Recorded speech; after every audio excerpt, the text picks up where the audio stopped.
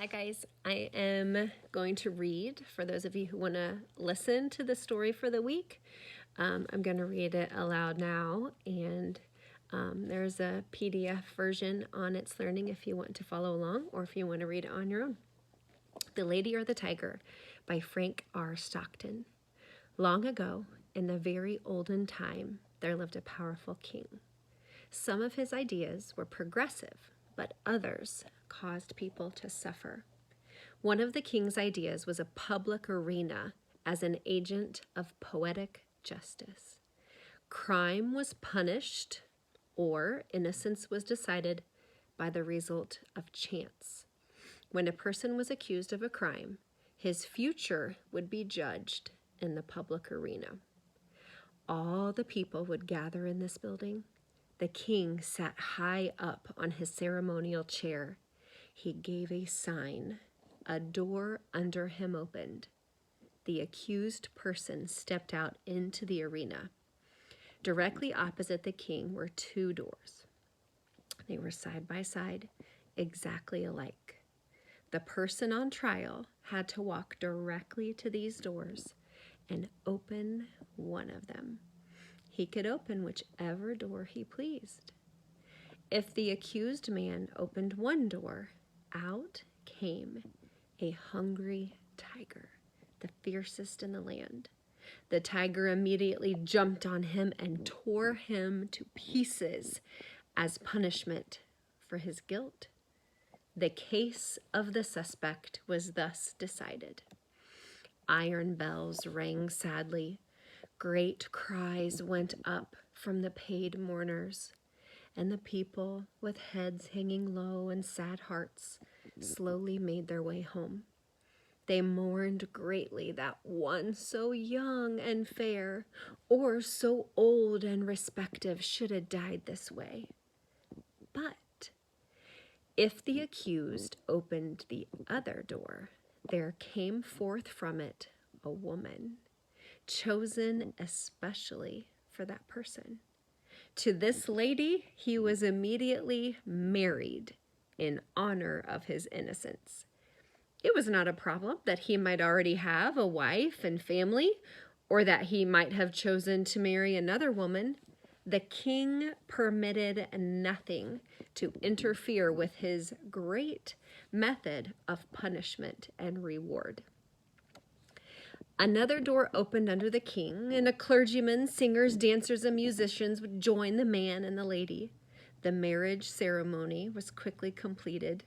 Then the bells made cheerful noises, the people shouted happily, and the innocent man led the new wife to his home, following children who threw flowers on their path. This was the king's method of carrying out justice. Its fairness appeared perfect. The accused person could not know which door was hiding the lady. He opened either as he pleased, without having knowing whether in the next minute he was to be killed or married. Sometimes the fierce animal came out of one door, sometimes it came out of the other. This method was a popular one. When the people gathered together on one of the great trial days, they never knew whether they would see a bloody killing or a happy ending. So everyone was always interested. And the thinking part of the community would bring no charge of unfairness against this plan. Did not the accused have the whole matter in his hands? Now the king had a beautiful daughter who was like him in many ways. He loved her above all humanity. The princess secretly loved a young man who was the best looking and bravest in the land. But he was a commoner, not part of an important family. One day, the king discovered the relationship between his daughter and the young man. The man was immediately put in prison.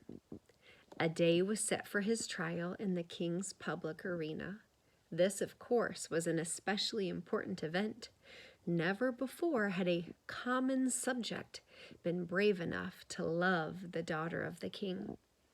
The king knew that this young man would be punished even if he opened the right door. And the king would take pleasure in watching the series of events which would judge whether or not the man had done wrong in loving the princess. The day of the trial arrived. From far and near, the people gathered in the arena and outside its walls. The king and his advisors were in their places opposite the two doors. All was ready. The sign was given. The door under the king opened, and the lover of the princess entered the arena. Tall, beautiful, and fair, his appearance was met with a sound of approval and tension.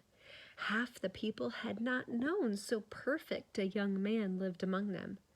No wonder the princess loved him. What a terrible thing for him to be there. As the young man entered the public arena, he turned to bend to the king, but he did not at all think of the great ruler.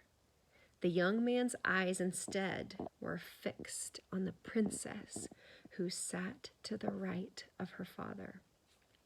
From the day it was decided that the sentence of her lover should be decided in the arena, she had thought of nothing but this event.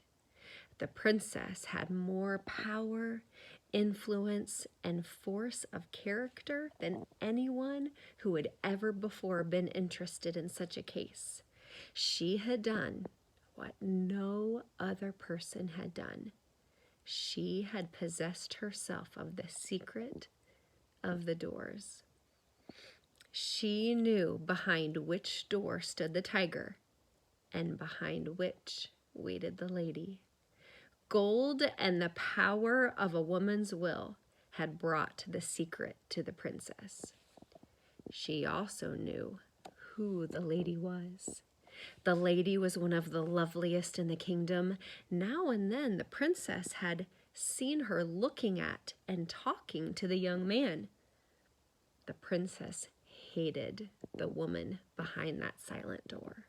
She hated her with all the intensity of the blood passed to her through long lines of cruel ancestors. Her lover turned to look at the princess. His eye met hers as she sat there, paler and whiter than anyone in the large ocean of tense faces around her. He saw that she knew behind which door waited the tiger and behind which stood the lady.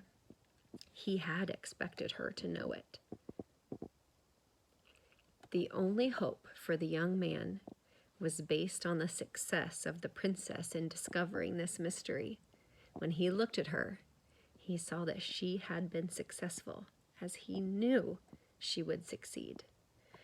Then his quick, intense look asked the question, which? It was as clear to her as if he shouted it from where he stood. There was no time to be lost. The princess raised her hand and made a short, quick movement toward the right. No one but her lover saw it. Every eye but his was fixed on the man in the arena. He turned, and with a firm and quick step, he walked across the empty space. Every heart stopped beating. Every breath was held. Every eye was fixed upon that man. He went to the door on the right and opened it. Now, the point of the story is this. Did the tiger come out of that door, or did the lady? The more we think about this question, the harder it is to answer. It involves a study of the human heart.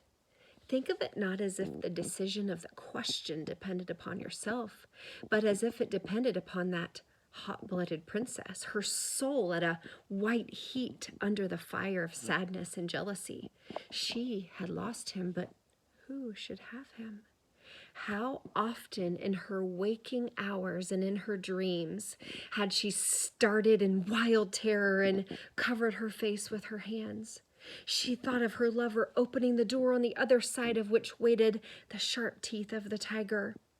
But how much oftener had she seen him open the other door? How she had ground her teeth and torn her hair when she had seen his happy face as he opened the door of the lady. How her soul had burned in pain when she had seen him run to meet that woman with the look of victory, when she had seen the two of them get married, and when she had seen them walk away together under their path of flowers, followed by the happy shouts of the crowd in which her one sad cry was lost. Would it not be better for him to die quickly and go to wait for her in that blessed place of the future? And yet that tiger, those cries, that blood. Her decision had been shown quickly, but it had been made after days and nights of thought. She had known she would be asked, and she had decided that she would answer, and she had moved her hand to the right. The question of her decision is one not to be lightly considered, and it is not for me to set myself up as the one person able to answer it. And so I leave it with all of you. Which came out of the open door, the lady or the tiger?